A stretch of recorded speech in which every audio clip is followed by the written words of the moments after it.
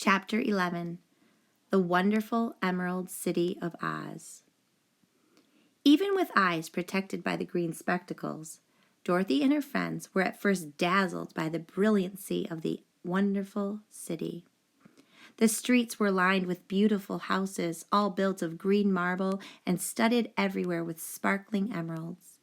They walked over a pavement of the same green marble, and where the blocks were joined together were rows of emeralds, set closely and glittering in the brightness of the sun. The window panes were of green glass. Even the sky above the city had a green tint, and the rays of the sun were green. There were many people, men, women, and children, walking about, and these were all dressed in green clothes and had greenish skins. They looked at Dorothy and her strangely assorted company with wondering eyes, and the children all ran away and hid behind their mothers when they saw the lion. But no one spoke to them. Many shops stood in the street, and Dorothy saw that everything in them was green.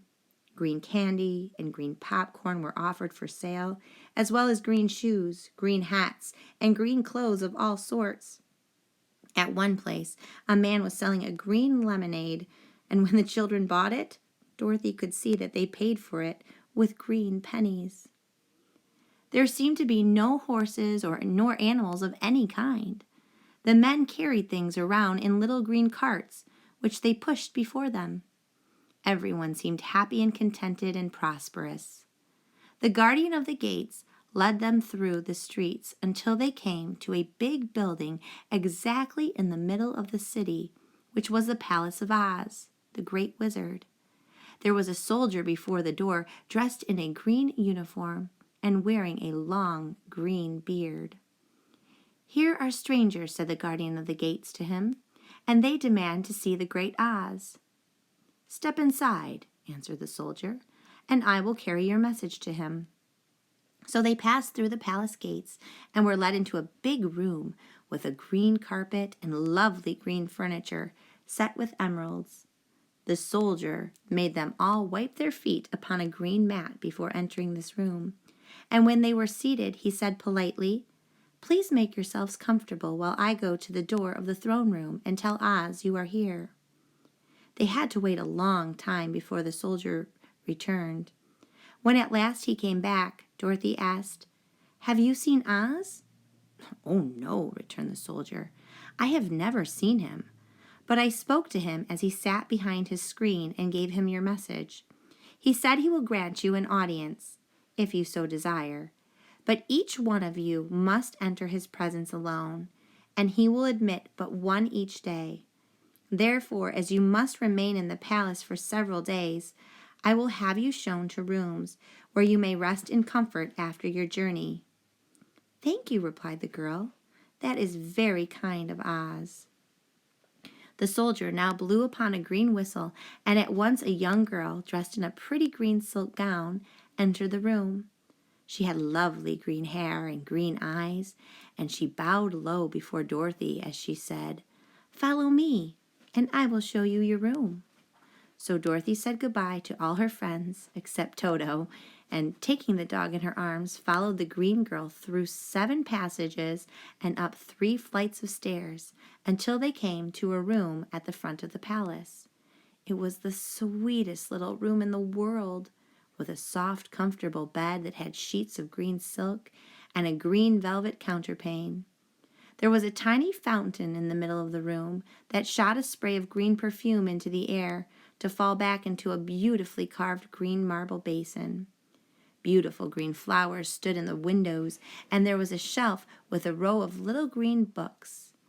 When Dorothy had time to open these books, she found them full of queer green pictures that made her laugh. They were so funny. In a wardrobe were many green dresses made of silk and satin and velvet, and all of them fitted Dorothy exactly. "Make yourself perfectly at home," said the green girl, "and if you wish for anything, ring the bell. Oz will send for you tomorrow morning." She left Dorothy alone and went back to the others. These she also led to rooms, and each one of them found himself lodged in a very pleasant part of the palace. Of course, this politeness was wasted on the Scarecrow, for when he found himself alone in his room, he stood stupidly in one spot, just within the doorway, to wait till morning. It would not rest him to lie down, and he could not close his eyes, so he remained all night staring at a little spider which was weaving its web in the corner of the room, just as if it were not one of the most wonderful rooms in the world. The Tin Woodman lay down on his bed from force of habit, for he remembered when he was made of flesh. But not being able to sleep, he passed the night moving his joints up and down to make sure they kept in good working order. The Lion would have preferred a bed of dried leaves in the forest, and did not like being shut up in a room, but he had too much sense to let this worry him, so he sprang upon the bed and rolled himself up like a cat and purred himself asleep in a minute. The next morning, after breakfast, the Green Maiden came to fetch Dorothy, and she dressed her in one of the prettiest gowns made of green brocaded satin. Dorothy put on a green silk apron and tied a green ribbon around Toto's neck, and they started for the throne room of the Great Oz. First, they came to a great hall in which were many ladies and gentlemen of the court, all dressed in rich costumes. These people had nothing to do but talk to each other, but they always came to wait outside the throne room every morning, although they were never permitted to see Oz. As Dorothy entered, they looked at her curiously, and one of them whispered, "Are you really going to look upon the face of Oz the Terrible?" "Of course," answered the girl, "if he will see me." "Oh, he will see you," said the soldier who had taken her message to the wizard, although he does not like to have people ask to see him. Indeed, at first he was angry and said I should send you back to where you came from. Then he asked me what you looked like, and when I mentioned your silver shoes, he was very much interested. At last, I told him about the mark upon your forehead, and he decided he would admit you to his presence." Just then a bell rang, and the green girl said to Dorothy, "That is the signal. You must go into the throne room alone." She opened a little door, and Dorothy walked boldly through and found herself in a wonderful place. It was a big round room with a high arched roof, and the walls and ceiling and floor were covered with large emeralds set closely together. In the center of the roof was a great light, as bright as the sun, which made the emeralds sparkle in a wonderful manner. But what interested Dorothy most was the big throne of green marble that stood in the middle of the room. It was shaped like a chair and sparkled with gems, as did everything else. In the center of the chair was an enormous head, without a body to support it or any arms or legs whatever. There was no hair upon this head, but it had eyes and a nose and mouth, and was much bigger than the head of the biggest giant. As Dorothy gazed upon this in wonder and fear, the eyes turned slowly and looked at her sharply and steadily. Then the mouth moved, and Dorothy heard a voice say, "I am Oz, the great and terrible. Who are you, and why do you seek me?" It was not such an awful voice as she had expected to come from the big head, so she took courage and answered, "I am Dorothy, the small and meek. I have come to you for help." The eyes looked at her thoughtfully for a full minute. Then said the voice, "Where did you get the silver shoes?" "I got them from the Wicked Witch of the East, when my house fell on her and killed her," she replied. "Where did you get the mark upon your forehead?" continued the voice. "Oh, that is where the Good Witch of the North kissed me, when she bade me goodbye and sent me to you," said the girl. Again the eyes looked at her sharply, and they saw she was telling the truth. Then Oz asked, "What do you wish me to do?" "Send me back to Kansas, where my Aunt Em and Uncle Henry are," she answered earnestly. "I don't like your country, although it is so beautiful. And I am sure Aunt Em will be dreadfully worried over my being away so long." The eyes winked 3 times, and then they turned up to the ceiling and down to the floor and rolled around so queerly that they seemed to see every part of the room. And at last they looked at Dorothy again.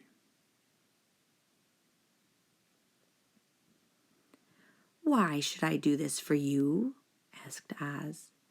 "Because you are strong and I am weak. Because you are a great wizard and I am only a little girl."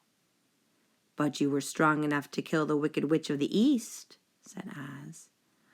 "That just happened," returned Dorothy simply. "I could not help it." "Well," said the head, "I will give you my answer. You have no right to expect me to send you back to Kansas unless you do something for me in return. In this country, everyone must pay for everything he gets. If you wish me to use my magic power to send you home again, you must do something for me first. Help me, and I will help you." "What must I do?" asked the girl. "Kill the Wicked Witch of the West," answered Oz. "But I cannot!" exclaimed Dorothy, greatly surprised. "You killed the Witch of the East, and you wear the silver shoes, which bear a powerful charm. There is now but one Wicked Witch left in all this land, and when you can tell me she is dead, I will send you back to Kansas. But not before." The little girl began to weep. She was so much disappointed. And the eyes winked again and looked upon her anxiously, as if the great Oz felt that she could help him if she would. "I've never killed anything willingly," she sobbed. "Even if I wanted to, how could I kill the Wicked Witch if you, who are a great and terrible, cannot kill her yourself?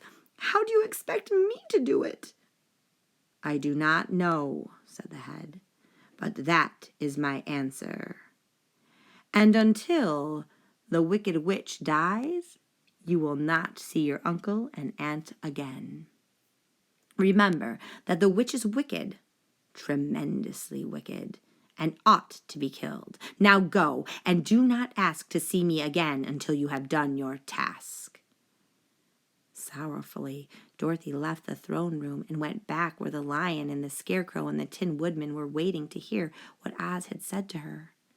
"There is no hope for me," she said sadly, "for Oz will not send me home until I have killed the Wicked Witch of the West, and that I can never do." Her friends were sorry, but could do nothing to help her. So Dorothy went to her own room and lay down on the bed and cried herself to sleep. The next morning, the soldier with the green whiskers came to the scarecrow and said, "Come with me, for Oz has sent for you." So the scarecrow followed him and was admitted to the great throne room, where he saw, sitting on the emerald throne, a most lovely lady. She was dressed in green silk gauze and wore upon her flowing green locks a crown of jewels.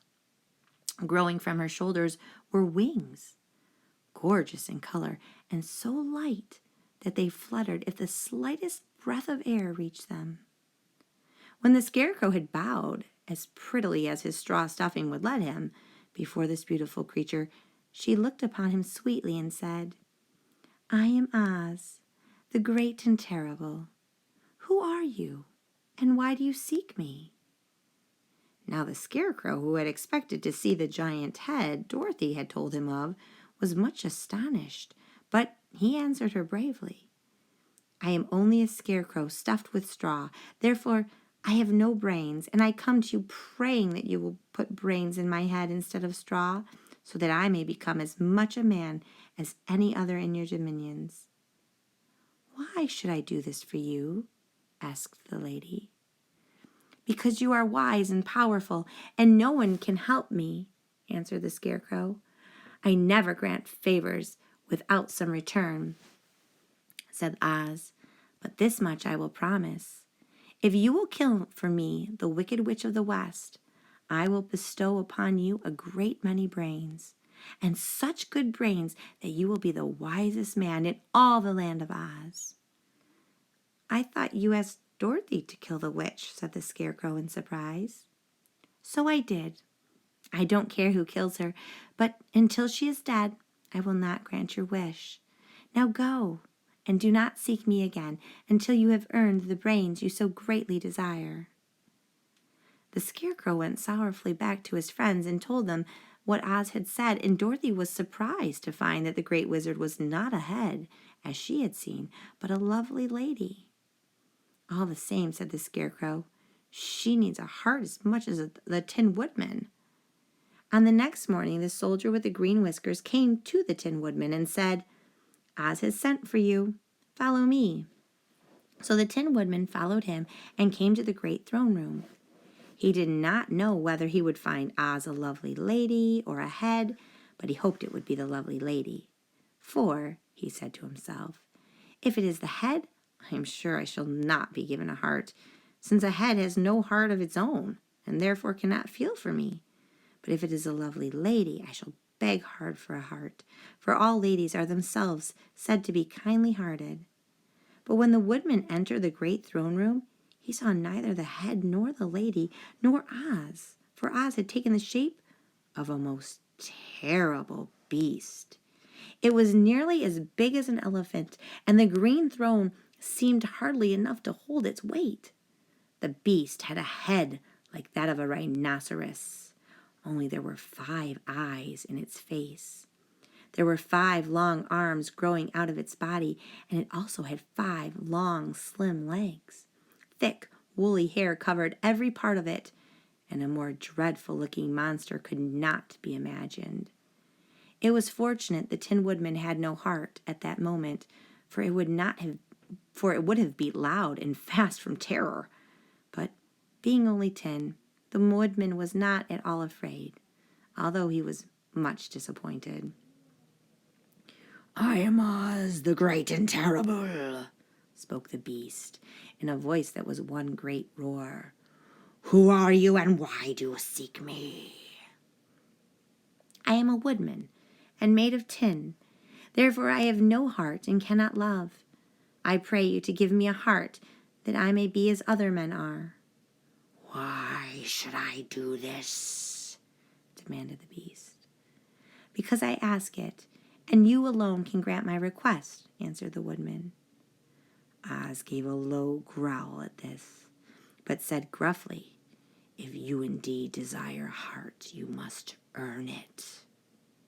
"How?" asked the woodman. "Help Dorothy to kill the Wicked Witch of the West," replied the beast.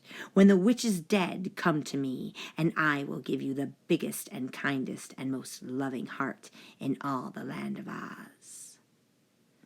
So the Tin Woodman was forced to return sorrowfully to his friends and tell them of the terrible beast he had seen. They all wondered greatly at the many forms the Great Wizard could take upon himself, and the lion said, "If he is a beast, when I go to him, I shall roar my loudest, and so frighten him that he will grant all I ask.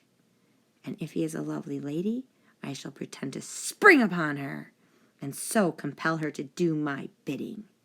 And if he is the great head, he will be at my mercy, for I will roll his head around the room until he promises to give me what we desire. So be of good cheer, my friends, for all will yet be well." The next morning, the soldier with the green whiskers led the lion to the great throne room and bade him enter the presence of Oz.